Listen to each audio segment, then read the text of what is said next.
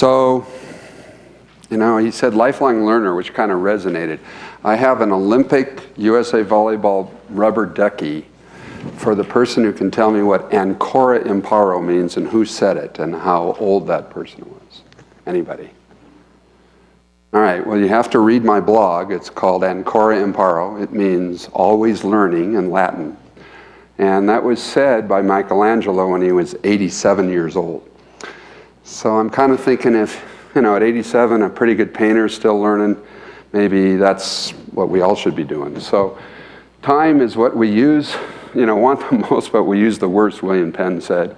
And as I see it, I'd really appreciate this hour or 60 minutes that we have a chance to talk to you. Because I'm going to share secrets from my sport to yours. I don't know if you really want to listen to me. I played at Colorado College. Then I came back and coached hockey at Doherty High School here in town in its first 2 years, and my record was 0-42. We had a guy from Guam that had never seen ice before. He went on to become a Top Gun fighter pilot instructor. We had a guy that had never seen ice before, who was the goalie, who went on to become the City of Colorado Springs Firefighter of the Year 3 times. The team sport of ice hockey is very special to me, but I went into volleyball where I just got inducted into the Hall of Fame, and my record is 10,231-22. But that's how many kids I lost, 22, because while I'm here to share ideas and stuff and share best practices, the most important thing is the statement that I think all of us should embrace, and that is to never be a child's last coach. I'd like you to truly measure your HP success by not being a kid's last coach, not by how they win, but that within your pipeline that you've never been a kid's last coach. I know the last time it hit me, her name was Cheryl. It's like 15 years ago, and I lost her because I didn't know her well enough. But I've kept a lot. You might recognize this poster up here. It doesn't say what yours says, which is be a coach and be a player, but that's that collaboration I think that Ken's talking about that I'd love to share with you guys. Came up with this idea one day about a cloud poster, both U.S. Swimming, actually 10 NGBs when I just sent it out and said, hey, I think this is something you might like. They said, do we have permission to change it? And if you look at the bottom of your poster, if you have one of those, it says, thanks to USA Volleyball. That's kind of why we're here. A great website is called Talent Code. If you've never been there, this is, I think, one of his most talked about Talent Code blogs where I compared 2 sports programs as part of my thoughts and thinking about how do we keep more kids involved in the sport. And these are just free posters that a lot of people don't realize. You can go to Costco and you can go to Sam's Club and do a 20 by 30 for $9. So we don't do posters much anymore. We just give them JPEGs and say print them. And you can print them in any size. So there's my thought for all of you, to never be a child's last coach, especially when they're one of these little munchkins. So I'm a Kessel, and so is this guy. And we have no idea if we're related or not. I mean, I just happen to have the action figure in my office because it's cool to be a Kessel. And this is my son who just graduated June 2nd from Princeton and will go play professionally over in the top division of A1 in men's volleyball. There he's becoming the youngest player in history of the 42 years of this tournament in Aspen to win the mother load in a doubles tournament. But he's an indoor player. And my daughter is at a great school called Bowdoin, and they both played lacrosse, but not ice hockey. And I think John Kersey's got a great thing about high performance.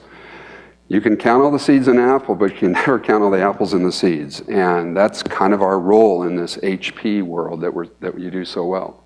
So this is the most important slide to me, and I've got a rubber ducky for the person who can tell me what coach said this statement.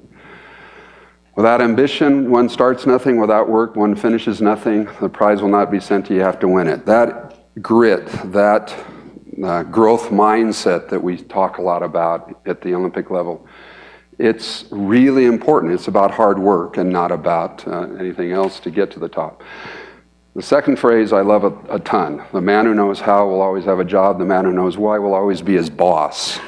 In my sport, we say the coach who knows why beats the coach who knows how. And the players who know why beat the players who know how. Because we have our bench is so easy to see. They shank, and the next thing you see a lot of these kids do is, and they look over at the coach. And that's not what we're after. So unless you Googled it, last thing is, as to methods, there may be a million and then some, but principles are few. If you grasp principles, you can select your own methods. The man who tries methods, ignoring principles, is sure to have trouble. Now, I find this kind of cool. There may be a million and then some. So which coach said this great phrase? Ralph Waldo Emerson. 125 years ago he said this, and he's spot on. Because when you go to, like I did last night, and you go type in Google hockey drills, you get 1,400,000 choices of drills.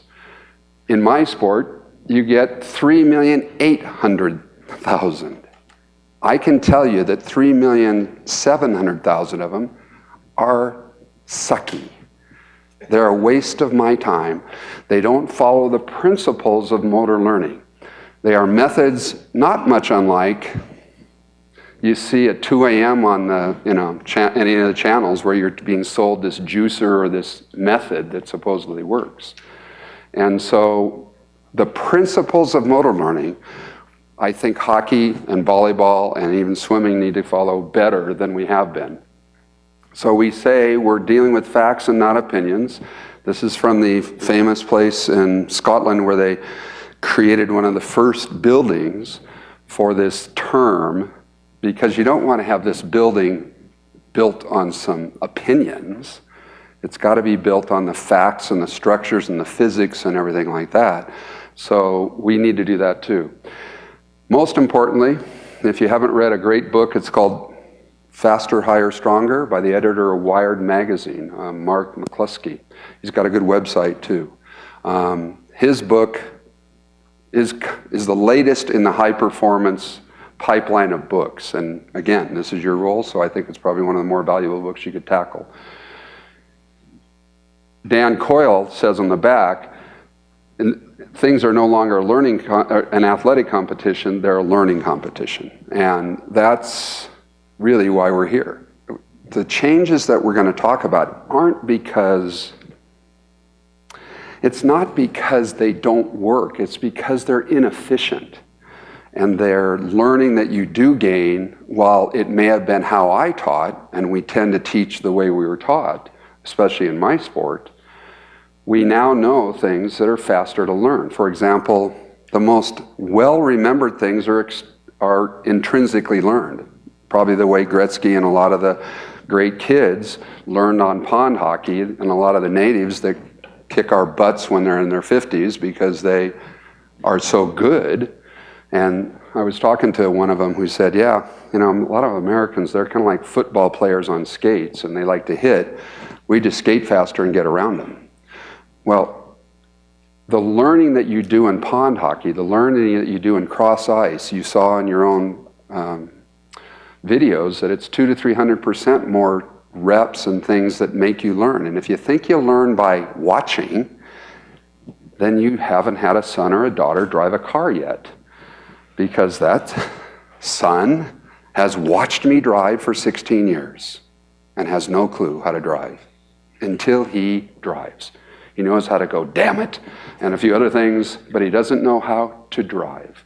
And you don't know how to play hockey until you play hockey, and you don't know how to puck handle until you puck handle, and yet we play these large-side games, 5 and 6 aside, where they don't get reps. We have two great players. You saw one of them, you heard the other one. Karch Karai, Misty May was up here with Carrie. Both of them, this is no strange thing to me in HP pipeline development. Both of them started playing A, doubles, not 6-on-6, and B, against adults. not age competition, when they were 7 and 8 years old. And they weren't very good, and they lost a lot. But when you play adults instead of juniors in my sport, while they beat you, they teach you things that you'd never learn if you just play juniors. So that picture of my son in that I was in, that's at a tournament that we do a father-son and a father-daughter division, starting at the age of 10 years old. And the fathers hit so the kids have success until they get to be about 15. And of course, we're a non-contact sport, so we can pull that off a little bit easier. But we're about learning. So intrinsic learning is the best remembered. Let me use this example. We're going to see how loved you were. How did you learn to, do you know how to ride a bike? Yep. Okay.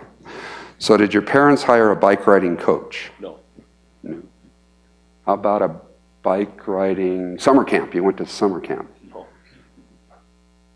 Did they put you outside and make you do bike riding drills? Huh. Bike riding progressions. You had to pedal right-footed for a while, then you had to pedal left-footed for a while, then you had to put the two together. No. And we forget that, but the coolest thing is when it's intrinsically learned, like bike riding, it's the best remembered. You may not have ridden the bike for 3 years. You put yourself up on the bike, boom, you fly off without any problem whatsoever. Some people will say in clinics like this, but what about training wheels? So we asked some Germans to do a study on those training wheels, and we found that training wheels slow the learning down of the bike rider. And of course, most of the people that ride bikes in the world don't have training wheels, just countries with lawyers and hyper-protective parents and things like that. So that's the best remembered. The worst retained, you see, I'm going to use John Wooden's phrase here a lot. You haven't taught them if they haven't learned. I see so many volleyball coaches going, yeah, but I taught it to them, I showed it to them. Yeah, but if they don't know it, if they haven't learned it, then you haven't taught it yet. You have to come up with a different way to teach whatever it is. So it's about retention, and retention is the best when you figure it out yourself. That can take a while. Retention is the worst remembered when you're told what to do.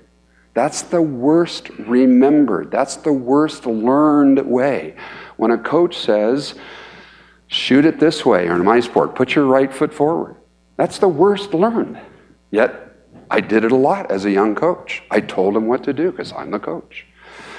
And in the middle of that, or to the good side even, is guided discovery, Socratic coaching, questioning.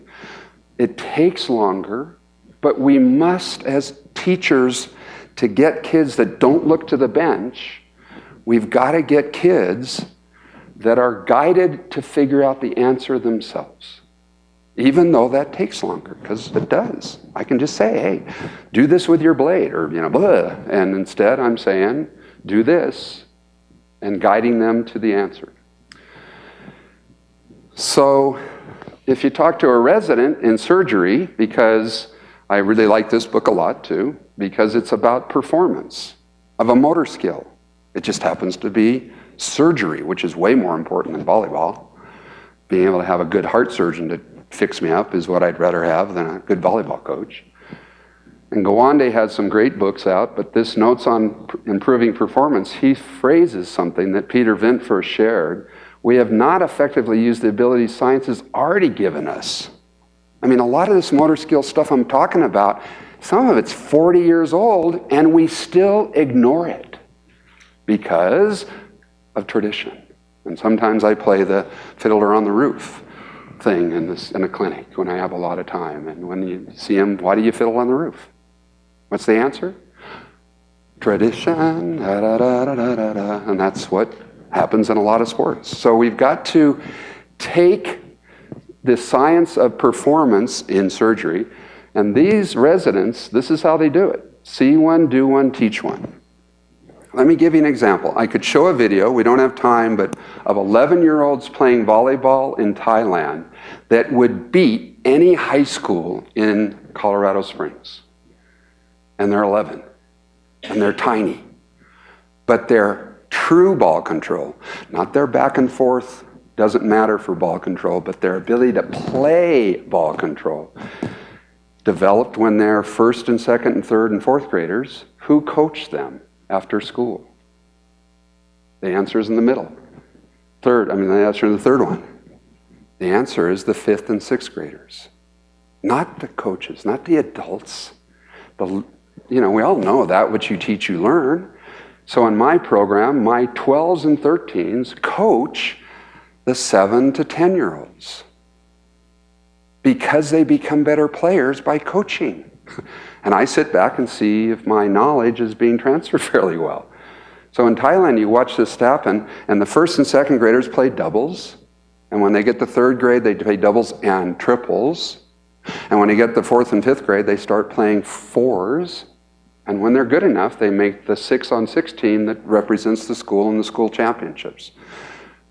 They're doing it after school.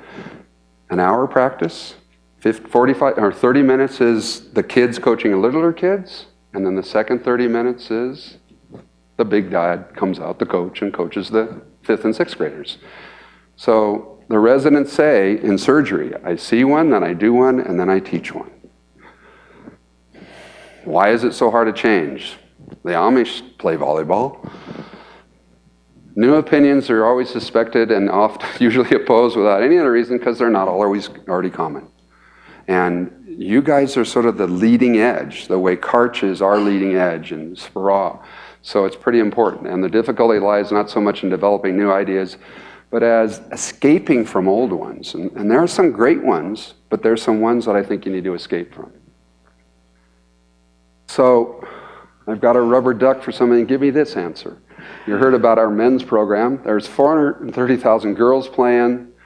We have 75 courts under one roof in an average tournament. The biggest one in Atlanta has 150 courts under one convention center roof. It's pretty cool to see. We figure 15,000 scholarships. And with all that up there, the women won their first gold in 62 years in October. The men, hey, we've won 9 at the world level, including 3 Olympic golds and another medal, bronze. All right, that's pretty good. So, rubber duck for somebody that can tell me how many scholarships we must have for the men. 15,000 for women, 1 gold just recently. How many scholarships for men if we've got a whopping 9 golds over the last 30 years? How many would you just think, oh, you must have at least, if they've got 15,000 and you're winning all that, what do you got? 30,000. 30,000. That's an average hockey guess.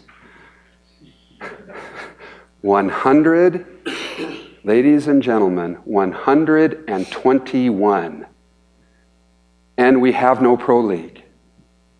We have no pro league. We have 121 scholarships at the D1 and D2 level total. And we've won 9 world gold medals. Why? Because of what Ken said. We stopped teaching the way we were taught.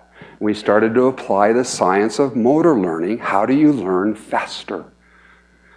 So we're going to talk a little bit about that. Because Ken saw this presentation to US Tennis and asked me to bring it forward to you guys, I just took out the tennis, and I think there's going to be a tennis one in there on purpose. That's our membership. 86% female.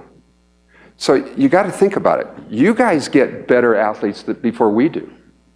Football takes the cream.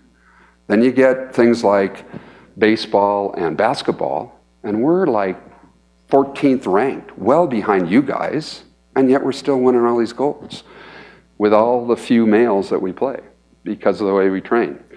And this is the way we break out in population and stuff. So, and I bet that looks a lot like your hockey chart if you did it. I think that's almost identical to yours, I would bet, no doubt.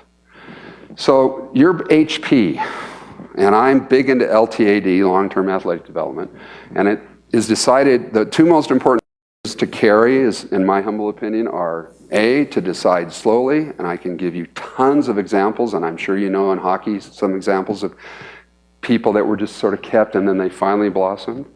And B, everything we know is you just keep as many kids playing as long as possible because you don't know when they're going to be good. And if you did, you wouldn't have put Michael Jordan in on the 16-year-old JV team, and you would have had more than 3 schools pursuing him at the end of high school. And you would have picked him first in the draft because he was going to be the best player ever. But they don't know that. And that's why we've got to decide slowly. In every sport. In every sport. So Chris Snyder and Bolger, they're going to come here and show you some of this ADM condensed stuff, I hope. If not, take a look at it, because that's what it is. It's the condensed version. And this is swimming. And their chart is not unlike your chart, I bet, in how kids make your NHL and national teams and where they come in from. They don't come in, it's not a linear thing. It's this circle of entry that we've got to keep as many kids involved in as possible. I tweet, and this is one of the top 3 tweets I've ever sent out as far as retweets, I guess is how you decide it's good. I just thought it hit home for every one of you here probably, because I have no doubt that the level you give to this sport is centered on the fact that you've found your purpose because you're great at it, you're paid to do it, the world needs it, and by paid I mean covering your expenses even, and you love it. And those things is where we want to find our purpose. Don't know if hockey has this, I didn't even look, but I'm going to say if you don't, you should do it. 2 years ago when I was working in Germany helping some of the armed forces coaches and kids, they were saying we're so far away, so we brought the camp to them, and then after that was over, we started to communicate with each other.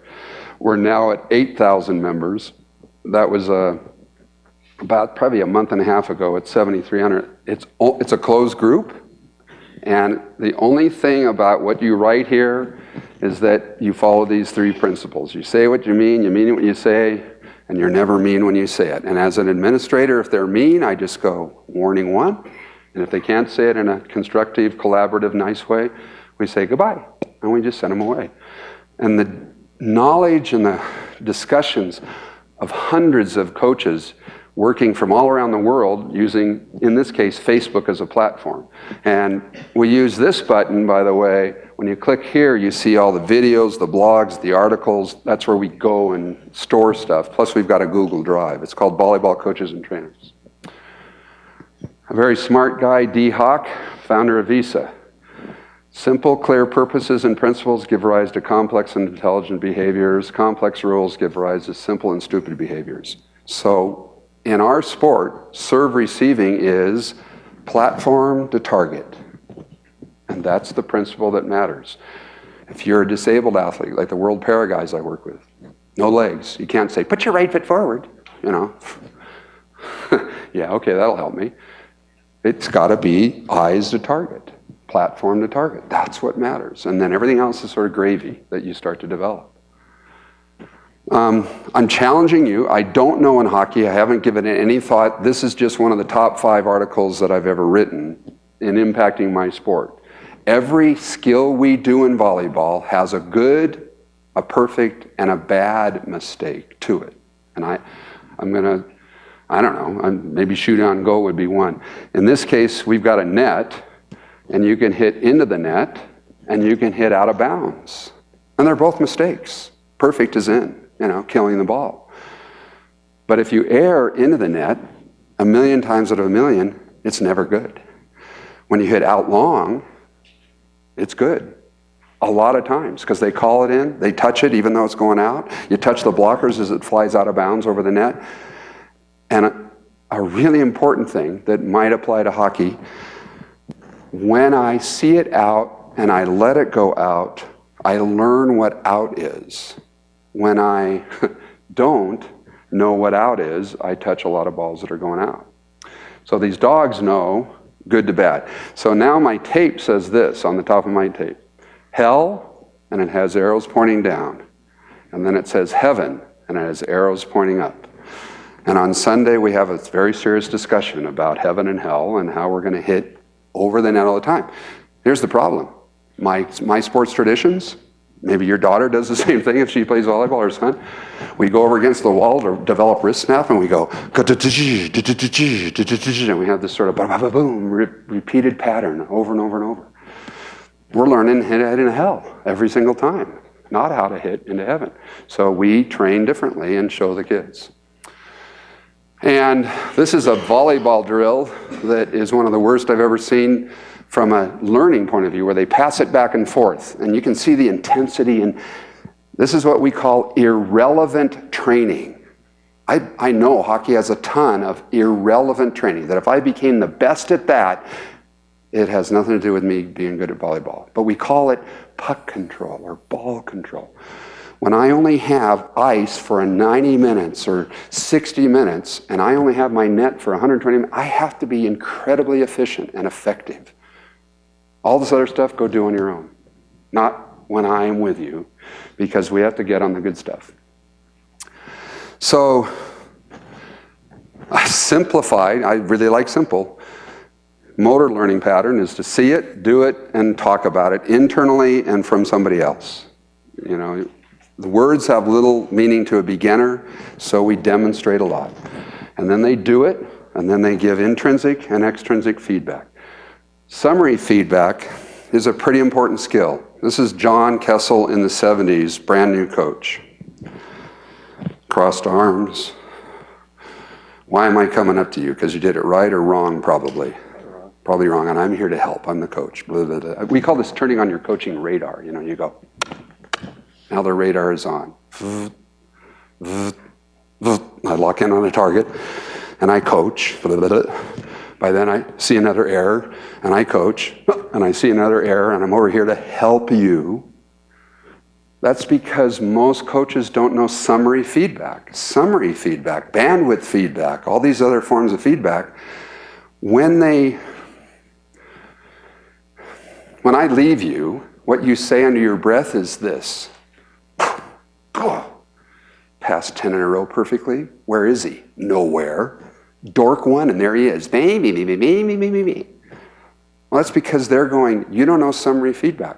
If you do 4 right and 1 wrong, my feedback, my attention to you should be on the 4 right. And I should blow off the one that was wrong. I got to talk about the good. There's a book, Olympic coach book, soccer, catch them being good. You don't need to buy it. No, don't write it down. You don't need to buy it, because that's all he does. He just runs around the pitch, catching the kids being good the whole time. Because if you do 4 wrong and 1 right, hey, I got to address the wrong. I got to fix that.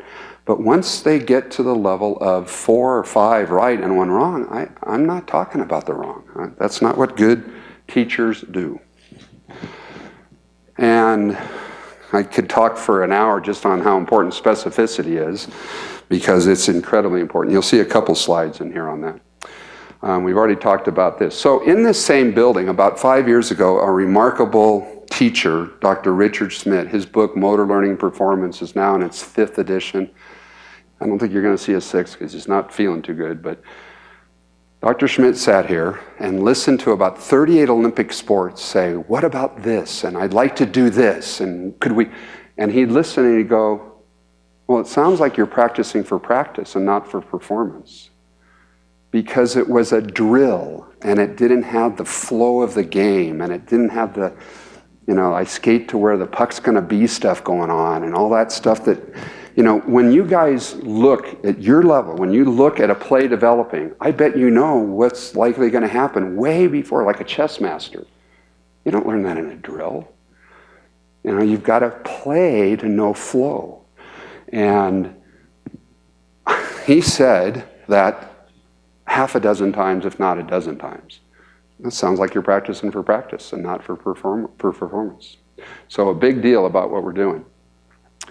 Some really interesting stuff out of Finland about hard work and the culture of rigor and how we need to do that. And this is motor learning stuff that we use a lot in volleyball, where our coaches become frustrated by the performance variability, and so they go back to the old way of part instead of whole, and blocked in a row, in a row, in a row, instead of chaotic and random. But the research is really clear.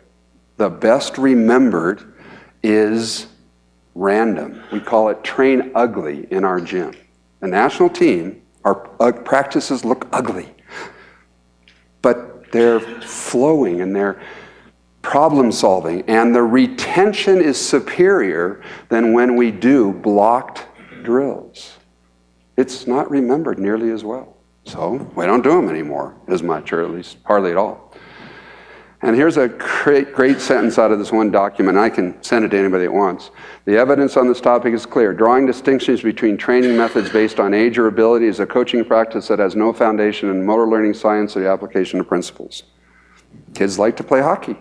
Shrink it down, let them play cross ice. Have them play 2-on-2, stop the 3-on-3 or whatever this cross ice is. If it's 4-on-4, play doubles cross ice, you know? And I didn't put it in the slide, but I was thinking about it. Chumash. Who knows Chumash in lacrosse out there? Somebody must know Chumash. No lacrosse players either? Wow, you guys are totally ice. Okay, so Chumash is, you put up, and I think this would work great in little kid hockey. You put a goal up that's the height of a regulation goal, but it's only 1 meter wide. You just make it out of PVC. And then they play 2-on-2. And you and I are on different teams, and you're on my team, and you're on his team. And you and I face off, and if I get it, I pass, and we attempt to go around and score this way, and then once you check or get the puck from the ball from me, then you have to go this way to score. And they just whirl around and play 2-on-2, 2-on-2. That's why my lacrosse teams win, because they spend 1/3 of their time playing Chumash. In volleyball, we play 1/3 of our time, 6-on-6 is our sport. Our national team, when we walk into the gym, 2 teams, 48 players, have 35 courts to pick from. 35 nets up that they can do things. So they play a lot of 3-on-3 and a lot of 2-on-2. And to warm up, they do a lot of 1-on-1. Because when you play 1-on-1, you're like in about 3 or 4 minutes. You don't need to run or stretch or My mom was a first grade teacher. Kids sit there for 2 hours at the table like you guys are now. And then the bell rings. And they fly out. Ever seen a recess kid go, wait, hold the puck, hold the ball and jog? I never have. Ever seen a kid in recess going, I gotta stretch. I gotta stretch. No, don't start shooting hoops yet. No kickball, wait for me. I gotta stretch. And they don't come in and go, oh, I pulled a muscle. They come in and go, I broke my arm. And that's because in 326 studies and a meta-study on the Center for Disease Control, stretching didn't reduce injury. So we just play 1-on-1 and hardly stretch at all. We stretch at the end of practice to make our muscles looser, not our joints, but our muscles. Specificity. Training is specific. This black thing up here. This principle suggests there's no better training than actually performing the sport. And if you've never read it, anything by Anson is great. This classic Training Soccer Champions, he has 2 core books. And the entire off-season, all we do is play, and conditioning is homework. Anson, of course, for those of you that don't know Anson, has won 24 NC2A women's titles in women's D1 soccer. So he kind of knows what to do. Here's a Schmidt statement that really, it's been in our Impact, our core level 1 coaching book. This has been in there for 20 years. This is from Dr. Schmidt. Drills and lead-up activities take considerable practice time and do not produce much transfer. So use them sparingly in later practice stages. And it's fruitless to try and train fundamental abilities such as quickness and balance, so concentrate on the fundamental skills instead. I'm not doing ladders. I'm not doing a lot of this other stuff. We're playing volleyball. And that's why we win at the highest level, despite no pro league and hardly any players compared to you guys. Another Latin phrase that I really like, I have another blog, it's called "First do no harm." That's the Hippocratic Oath right there in Latin. And the Hippocratic Oath fits in ice hockey as well as volleyball, I think. So I'm going to make a plea again to stop cutting kids. In this city, we used to cut kids. Oh, God, it drove me crazy because you didn't know. Here's what happened. We had 100 kids in junior high tryout, and we cut to 24. And I said, can we stop this? My God, they're 13. Can we stop? Went to the AD at D11. On Monday, they have the third team. On Tuesday, they have the fourth team. The other two teams, the 1 and 2, they practice every day. On Wednesday, the fifth team. And those teams play once every third weekend, and they only practice once a week, but they get to keep in the sport and wear Jenkins and still wear Holmes Junior High. When they went to high school, you know what happened? 50% of the kids on the JV team that get kept came from the kids who were cut, who we just kept in for another season, even though it wasn't full-time. So another blog is called Stop Cutting Kids. And you got to compete. So looking at this is U.S. swimming. I love the swimmers. Tom and Dave are like Ken, great collaborators and sharers. They do amazing things. You can't go wrong by studying the U.S. swimming website and going, what are they doing to make swimming interesting? Because compared to hockey or volleyball, with all due respect, I could not be a swimmer. You know, just going in the lane and just going in the lane and going on. You know, it's just, So how do they make it fun? Look at all the competitions they set up to make practice fun and competitive. This is how I get more reps in an elementary school gym. Put up swim noodles as antennas because they cost me $1 each, 4 nets that are half-sized, and I look around most gyms and I see 6 hoops up and I see 1 volleyball net. And we're working really hard to change that. Just like 1 sheet of ice now has 3 sheets of ice. That's huge to get kids better. So we're going for 4. And when you go side basket to side basket, we can get up 6 to 8. And the kids play doubles. They don't play anything but 2 on 2. They just get good by playing doubles. 3-outlet wall friendship. I didn't put it in my pocket, but I have a 3-outlet, 1, 2, 3 in my briefcase. This is one of my secrets to everyone. You all travel hard, I'm sure. If you don't have one of those briefcases, you leave this clinic, you go to ACE, and you get a 3-outlet and you put it in your briefcase. Because then when you get to those damn single power outlets that the 2 guys are hoarding and everybody else is walking around looking for another power outlet and stuff, you walk up to the guy that's hoarding it and you say, can I unplug you for a second? Thanks. And you plug him back in and you plug the other one in. And then that other person that's been walking around, you look at him and you go, yeah, you can use it too. Oh, thank you. How come you did this? And I've made some incredible friends because of a 3-outlet adapter when I plug them in to help somebody. So imagine this. I don't know if you do this, but I was thinking that you should. This isn't here, so there's only 3 nets. That's your cross ice, one end, middle, and the other way. That's a 6-team pool. And what you do is you leave 1 team on the court, in our case on the court, and let everybody rotate. And in our case, we do 20 courts in a line when we do huge grass tournaments. And you leave the 1 team and everybody plays everybody for 2 hours and all the kids are just having a blast because they're playing somebody new and you don't have to have a schedule and you just do it for 10 minutes or 5 minutes or whatever adds up to the right amount of time depending on the number of courts. And everybody gets to play everybody. How many did you win? Well, we won 7. How many did you win? Everybody wins at least 1 in these things. So you go, how many won at least 1? And everybody raises their hand. How many won 5? 10, 15. How many did you get? 17? Anybody can beat 17? All right, they're the winners. Congrats. You get to go skate some more and shoot some on goal. Everybody else has to go do some other stuff. But you guys, it's not everybody losers do lines. No, that's not the right message. The winners get to go play. That's why we play winners stay on all the time. We got some DVDs we could send you if you want. This is the 4 nets on a rope. We've already talked about the kids, coaching little kids. And pickleball is popular because it's slower.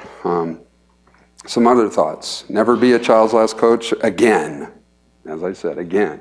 Again, stop cutting kids. Date night leagues. Big thing in our sport on Friday night. Tournaments of 3, or pools of 3. I ref, you play each other, you ref us, we play each other, and then we're done. And then 1-on-1 plays 1 against 1, and 2 plays 2. So I had this image of cross ice, teams of 3, 9 kids on a Friday night coming in at 6, playing on a time, so they play like every 40 minutes, and then the number 1 playing the number 1. I mean, you could have these great competitions, and it only takes 3 hours, one sheet of ice, and the parents drop the kids off at 5:45, and then they come back after the movie and dinner and pick up their kids. That's why we call it date night league. So it's been a big popular thing in volleyball. My first coach was the game. That's Brazil.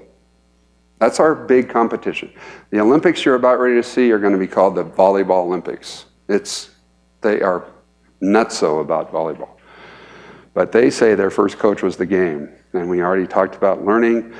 The game will find a way, and this whole monarch of the court, meaning winners stay on tournaments, is what we play a lot of. I'm asking you to leave this time with me to never say the word try, at least on the rink, when you're coaching kids. Because trying is an excuse just to not do it. And we have to be real with ourselves. Party at your place at 8? I'll try and be there. What did I just tell you? I'm not coming. And we use it all the time. No, try it. Get rid of it. It's a failure methodology. It's not a success methodology. You got to say, do this 1 out of 10. And let's go for 2 out of 10. But not try. I tried. You do this to the kids to teach it. You say, okay, here's your drink. This is not picked up and this is picked up. Try to pick up the cup. Okay? I'm sorry, you picked up the cup. Try to pick it up. Come on, try to pick it up. You're not picking it up. You picked it up. Try to pick it up, And finally they go, oh, sort of like Yoda. I get it. Again, some of the stuff that's out there in LTAD that I love. People think success looks like that in the HP pipeline, and what it really looks like is that, with all these things, and this is the universe's plans for you and what you think it's going to be like. And this is why we're worried about Brazil. They're not playing 6-on-6, they're playing 2-on-2. The coaches are having coffee, letting the kids play small-sided, cross or ice, whatever. That's why they're good. In my sport, the 2 most important skills are learning, not puck handling, not shooting, not spiking, learning, teaching my kids how to learn better, especially because of this. I have a shirt that says, what happened on the front? I should have brought it. And on the back it says, are you learning? And the reason it says, are you learning on the back is because I talk to the kids. I have 2-hour practice with you. I've got 12 kids. I can give you 10 minutes of attention in the next 2 hours, on average. When my back is turned to you for the other 110 minutes, that's when you get good. If you only get good when I'm looking at you, we're toast. You got to train when I'm not looking at you. So we talk about learning. And this is a 5-time Olympian with beautiful technique who misread the ball, because the second most important skill that we teach in our sport is learning. Reading, anticipating, knowing what's going to happen, which comes from unpredictable things, including in this case, getting knocked in the head. Almost done here with a video I want to show you. What is truer than truth? The duck comes back out. It's a Jewish proverb. What's the answer to this one? What is truer than truth? Because it's all about being a great coach. The answer is the story. Every one of you probably are already good storytellers. I know you could be a better teacher of your sport if you told more stories and less facts, because you sat in your mom or dad's lap and were read bedtime stories, not bedtime facts. And we remember stories. And Daniel Pink has a great book where he talks about something and he puts a little bit of fact into here. and tells it to you as a fact, and then he tells another part of the book, he gives you some facts, but they're woven into a story, and at the end of the book, you're asked, do you remember that first part? And you go, no, I didn't. Do you remember the second part? Oh yeah, I remembered it, because he told the story. And I thought this might help you in hockey, because it helps me in volleyball. Every time you feel getting pulled into other people's nonsense, repeat these words: not my circus, not my monkey. And I feel better a lot, so.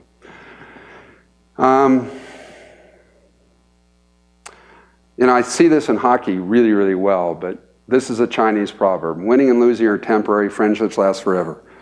In '84, Long Ping kicked our ass for the gold medal for the women. 4 months later, she was living in my house. 10 years later, she beat us again and won a silver medal. And in 2008, in China, she coached the US women to a silver medal, beating China. Because friendships are something that are forever, but this winning and losing stuff happens really fast. And when you think about how you've had a rough day, you're 100% because you've made it through every one of them so far. My last slide is this, because it's kind of about parent and LTAD again. This is the most retweeted, and when Ken and I were with lacrosse about a month or two ago at USTA, I took an idea that I'm sharing with you, that we're not going to say in volleyball parent education anymore. Our club is saying parent information. We see already what tennis saw. When you say parent education, they go, oh, I already know how to parent. You don't need to educate me on parenting. But when you start to give it to them in the form of information rather than education and change the wording, boom, things get better. So, need to close out with 2 quick clips, and then it's